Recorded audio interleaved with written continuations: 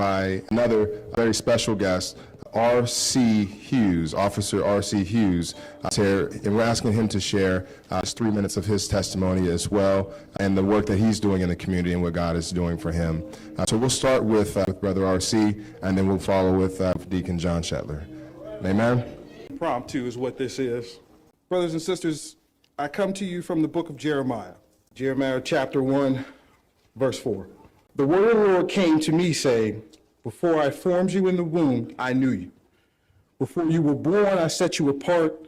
I appointed you as a prophet to the nations. Alas, sovereign Lord, I said, this is what I said, I do not know how to speak. I am too young. But the Lord said to me, do not say, I am too young. You must go to everyone I send you to and say whatever I command you. Do not be afraid of them, for I am with you. I will rescue you, declares the Lord. Then the Lord reached out his hand and touched my mouth and said to me, I have put my words in your mouth. See, today I appoint you over nations and kingdoms to uproot and tear down, to destroy and to overthrow, to build and to plant. I am R.C. Hughes III, son of the Deacon Robert Clarence Hughes, Jr., and I run the Hughes Initiative.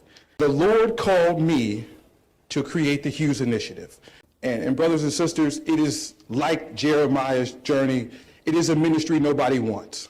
I go into police academies and police departments, and I bring the word of the Lord in an effort to destroy ego, arrogance, and rage, the things that we see on television and on the internet, the negative side and the negative aspects of law enforcement.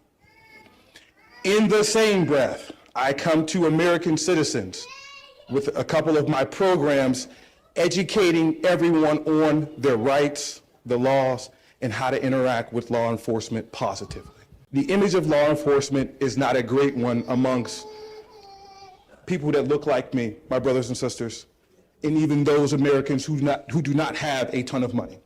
I said to the Lord, when he said, R.C., you're going to create the Hughes Initiative in memory of the Reverend Robert Clarence Hughes, Sr., Lord, I don't know if I'm built for this, because what you're asking me to do is to put a target on my back as law enforcement, to talk about the negative aspects of law enforcement.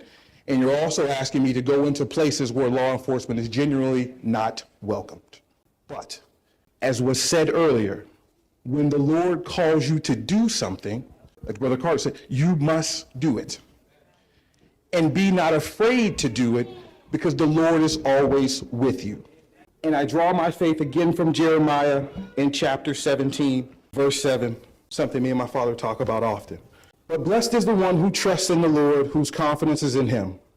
They will be planted like a tree by the water that sends out its roots by the stream. It does not fear when heat comes. Its leaves are always green. It has no worry in a year of drought, and it never fails to bear fruit. The Lord has shown me time and time again that, R.C., you can do these things because I am with you. All you need be is obedient to the word of the Lord and obedience in your practices.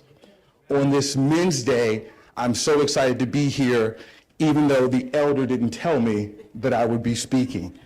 And in this very moment, we have a situation similar that we find in the Bible several times where there is persecution. I believe that the way that we rise above this is through education, right, and understanding, and a belief in the faith that the Lord will protect us, as he did Jeremiah, as he went to king, telling them, your kingdom is going to come to ruin because of your disobedience. I talk to my wife about this all the time. You have to understand who Jeremiah was and what he was doing at that time. To go to a king and tell him that everything that you have will be destroyed, this is what brings people death. But even through all his crying, similar to me, Jeremiah was obedient to the Lord, and thus he found success.